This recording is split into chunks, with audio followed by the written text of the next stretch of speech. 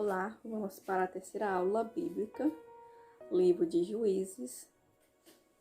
O que significa Juízes? O significado desse livro? Significa que Deus instituiu juízes para os israelitas. Então, o livro de Juízes vai falar praticamente sobre todos os juízes que entraram no povo de Israel. E o livro de Juízes é a continuação do livro de Josué, certo? Então, depois da morte de Josué, os israelitas não continuaram obedientes. Eles começaram a errar de novo. Eles voltaram a pecar, sabe? E com isso, Deus instituiu um juiz para governar sobre eles e ensinar o que é correto. Só que, depois que esse juiz morreu, os israelitas voltaram a errar de novo. E aí, um anjo de Deus vai lá e repreende os israelitas, fala um bocado de coisa. Eu tirei vocês do Egito, eu salvei vocês de várias coisas, de vários reis, e mesmo assim vocês estão pecando, mesmo assim vocês estão fazendo eu ficar irado, sabe, com vocês, porque é algo que eu fico raramente. E assim eles começaram a voltar a adorar a Deus, né, se arrependeram e a adorar a Deus de novo. Só que depois disso, depois de um tempo, eles começaram a cultuar os deuses, se tornando idólatras de novo. Aí Deus institui outro juiz para eles, aí eles ficam correto, né? Faz as coisas certas. E depois que esse juiz morre, de novo eles voltam a cultuar os deuses. E assim eles sofreram consequências, porque Deus avisou. Deus avisou para ele que as consequências viriam se eles desobedecessem a Deus. Aí eles desobedeceram a Deus e ficaram nas mãos do povo da Síria, sabe? Do país da Síria, que é um povo bem ruim. E eles ficaram nas mãos deles um bocado de tempo, sabe? Aí, Deus, mais uma vez, salva eles da Síria. Deus tira eles de lá, salva, né? E eles se arrependem e voltam a cultuar a Deus de novo. Só que depois de um tempo, voltam normalmente, quer dizer, voltam de novo a cultuar os deuses do povo da Síria. Aí veio o juízo sobre eles, é claro. Eles sofreram as consequências por desobedecer a Deus de novo e por deixar Deus de novo. E com isso, os cananitas começaram a governar sobre ele, que era outro povo ruim. Tem os da Síria, cananitas, os gibeonitas. Só que os gibeonitas, eles estavam com medo, né? Então, no caso dos gibeonitas, eles tinham medo deles. Então, era algo à parte. Aí, nesse caso de ida e volta, tipo, Deus instituía um juiz, eles ficavam normal, depois o juiz morria, eles voltavam a abandonar Deus e cultuar os deuses. Deus salvava eles da opressão, da pressão, né, da escravidão dos outros deuses. Quer dizer, deuses não, gente, dos outros países. Aí eles voltavam para Deus, só que depois eles cultuavam os outros deuses de novo e ficava essa coisa direta. Depois que morre o juiz, os juízes de lá, eles vão cultuar Deus, eles vão e voltam a pecar de novo. Depois que volta esse juiz, eles fazem as coisas certas, ou seja, eles só conseguiam fazer as coisas corretas quando tinha um juiz para governar sobre eles. Daí, eles só eram bondosos eles só eram bondosos com Deus quando eles precisavam de Deus. Por exemplo, estavam sofrendo e pedia, Senhor, ajuda nós, por favor, e Deus ajudava. Mas quando estava correndo tudo bem, quando estava tudo ótimo, tudo perfeito, eles nem se importavam com Deus. Nem para agradecer, não agradecia. Então era desse jeito. E depois de um tempo que eles começaram a ficar sob opressão.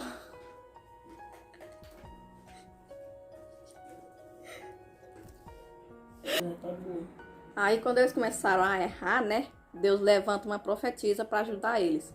O nome dela é Débora e ela era uma mulher bem fiel a Deus, sabe? Era diferente dos outros. E através dela, Baraque e Jael derrotou os reis de Canaã, que eram os reis ruins que tinham lá dentro. Então, na terra de Canaã tinha vários reis ruins. E nisso, Baraque e Jael, ajudado por Débora, que era uma profetisa, conseguiram derrotar esses reis maus. E depois disso, a Débora canta. Tem até, se vocês olharem no livro de Juízes, vocês vão ver lá que tem o cântico de Débora no capítulo todinho. Então ela fica cantando para Deus, agradecendo e tudo.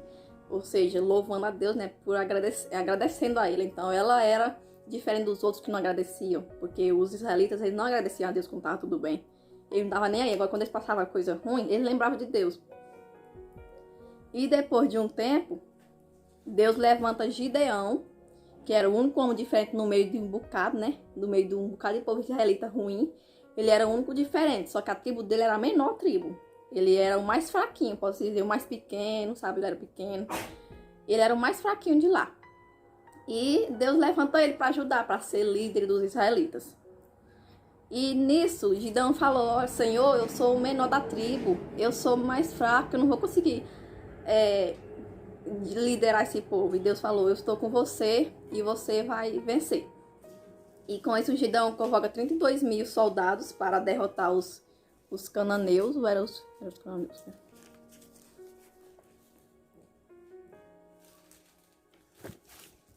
Só que Deus falou, tá? Eu tô achando muita gente, porque depois que eles ganharam, eles não vão me agradecer. Aí foi diminuindo até que ficou 300 homens contra 100 mil. 100 mil soldados ruins, né? E com isso eles conseguem vencer, porque eles estavam com Deus. Então, mesmo sendo só 300 pessoas, de 32 mil, foi só 300 homens para derrotar 100 mil homens. Valentes e fortes. E mais Deus falou, eu quero só um pouquinho, para vocês verem o meu poder. Para vocês verem o tanto que eu sou poderoso.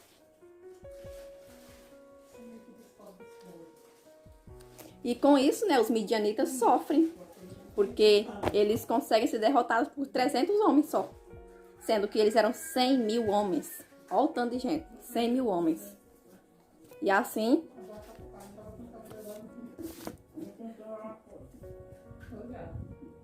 E com isso, os efraimitas, que era a tribo de Efraim, eles ficaram com raiva porque não chamaram ele. Não chamaram a tribo de Efraim para derrotar os midianitas. Aí só que eles ficaram tudo bem, né?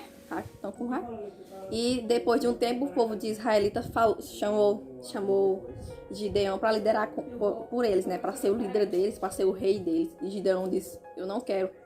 Deus que cuide de vocês, que eu não quero saber de estar cuidando desse povo. Ai, era engraçado, tia Céu. Que Gideão não quis ser líder dos israelitas. Porque ele falou: Deus que cuide de vocês. O povo querendo ou não, seja nosso líder. Aí eles: Deus que cuide de vocês, não quero nem saber. Tá gravando, ainda tá. Quem é que quer liderar aquele povo, moço? E outra pra aí. Não tá gravando. Tô. Mas nada mais, fica legal.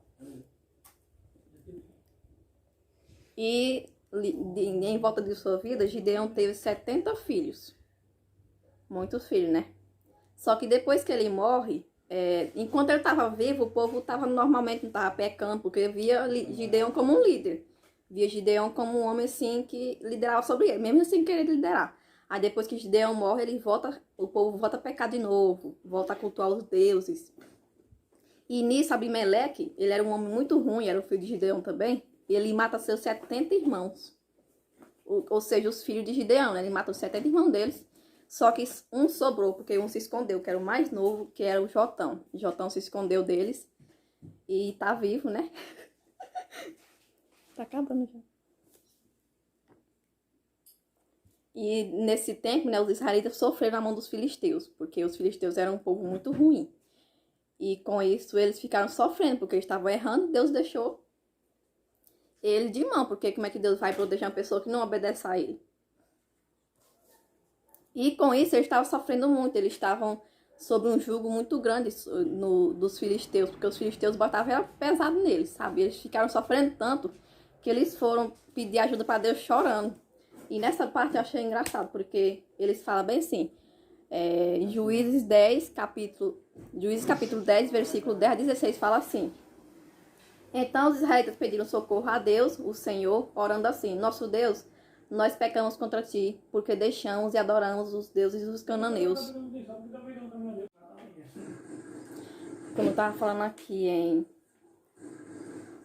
Juízes 10,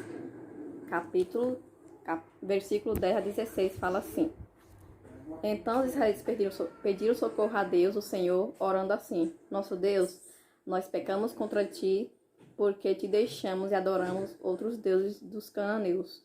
E o Senhor respondeu: no passado, os egípcios, os amorreus, os amonitas, os filisteus, os sidônios, os amalequitas, os maonitas escravizaram vocês, e vocês me pediram socorro, e eu salvei deles. Mas assim mesmo vocês me abandonaram e serviram outros deuses. Por isso eu não vou mais ajudá-los. Agora peçam socorro aos deuses de vocês, que foi o que vocês escolheram. Que eles os ajudem vocês quando estiverem em dificuldade. Mas o povo de Israel respondeu: de fato, Senhor, nós pecamos. Faz de nós o que quiser, mas salva hoje, por favor. Então eles jogaram fora os deuses estrangeiros e adoraram a Deus, o Senhor. E ele teve pena deles por causa da situação difícil em que eles estavam. E então Deus salvou eles mais uma vez. Deus teve pena porque eles se arrependeram, pediram socorro a Deus e Deus os ajudou. Só que Deus deixou um alerta: vocês me abandonaram, vocês serviram os outros deuses, então vai pedir ajuda a eles, porque vocês não querem me ajuda, vocês não querem me servir. E depois que teve a próxima guerra, os efraimitas, mais uma vez não foram chamados, eles ficaram reclamando: mais uma vez vocês não me chamaram para guerrear.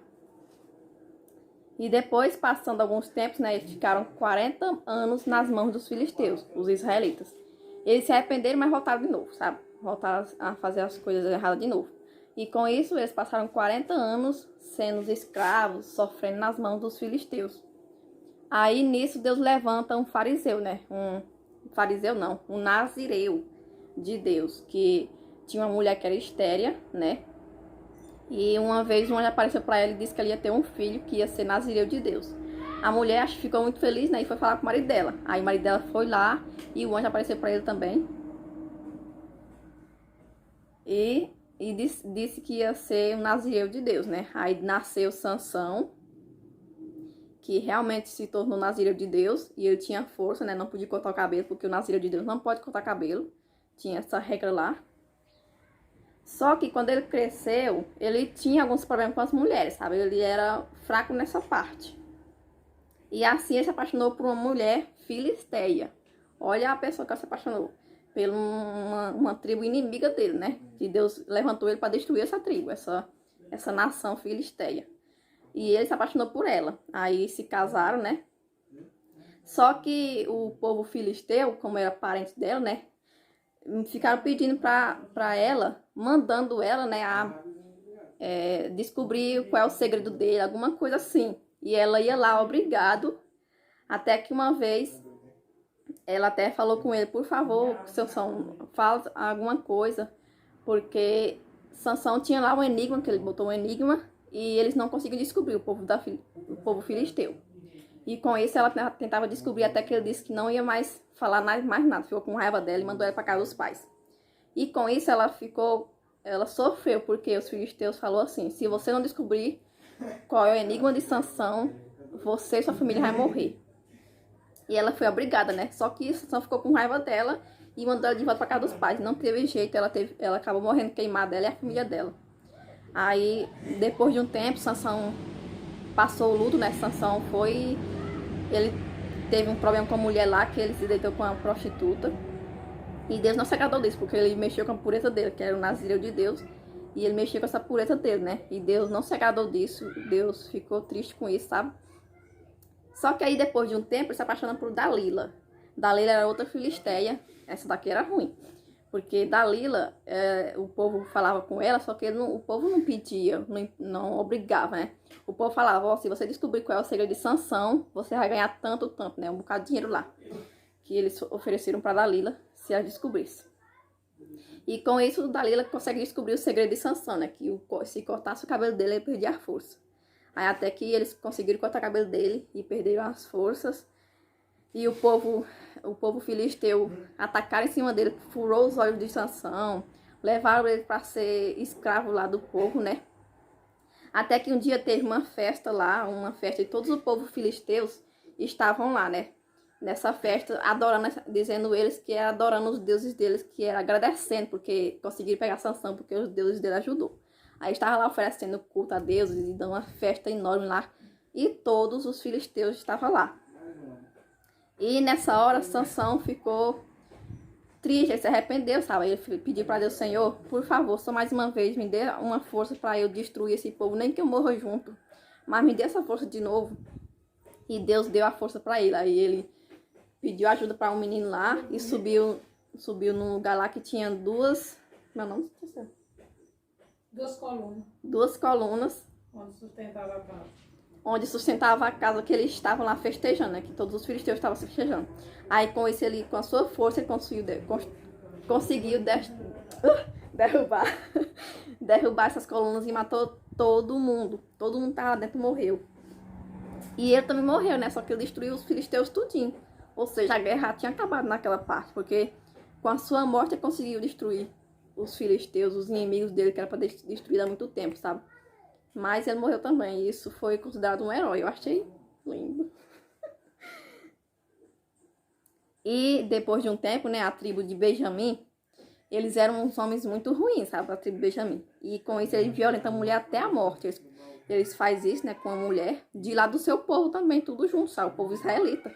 E eles violentam a mulher até a morte. Aí o povo de Israel, que é as outras tribos, ficou com raiva. Porque, assim, eles eram ruins, eles não obedeciam a Deus, eles erravam muito, sabe? Mas quando alguém mexia com alguém deles, mesmo que fossem irmãos, eles iam em cima para lutar contra a injustiça, né? Que eles eram unidos, mas eles obedeciam a Deus, só que eles eram unidos. E com isso eles souberam que essa mulher foi violentada até a morte, por causa desses Benjamim, dos benjamitas, né? Da tribo Benjamim. E as outras tribos de Israel foram lá, levantaram 400 homens e guerrearam contra eles, né? E assim matou um bocado, matou mais de 20 mil benjamitas. Só que eles ficaram tristes, porque eram os irmãos deles, só que era justiça, né? Porque eles mataram a mulher por matar mesmo, violentaram a bichinha até a morte. E assim, né, nasceu a guerra no meio dos israelitas. Nasceu a guerra entre Benjamim e Israel. A tribo de Benjamim e a tribo de Israel ficaram em guerra. E assim termina o livro dos Juízes. Vamos agora para um questionário. Não pode ouvir esse questionário não, tá? Porque eu vou dizer a resposta. Questionário, primeira pergunta. Quem Deus levantou como profetisa para os israelitas? A. Débora. B. Mica. C. Efraim. Resposta correta. Letra A. Débora. Ai, meu Deus, não tá ouvindo. Tá ouvindo, Deus? Segunda questão. Quantos filhos Gideão teve? A. 7 filhos. B. 40 filhos. C. 70 filhos. Resposta correta. 70 filhos. Letra C. Qual o nome do irmão que se escondeu de Abimeleque? Sabe? A. Jotão. B. Gibeão. C. Jonathan. Letra A. Jotão. Quarta pergunta. Por que Sansão não podia cortar o cabelo? A. Porque era bonito. B. Porque era o nazireu de Deus. C. Por causa das mulheres. Resposta correta, letra B. Nazireu de Deus. Então, termina aqui o livro de Juízes, né? Mais essa aula, terceira aula bíblica. E a próxima aula a gente vai falar do livro de Samuel, Ruth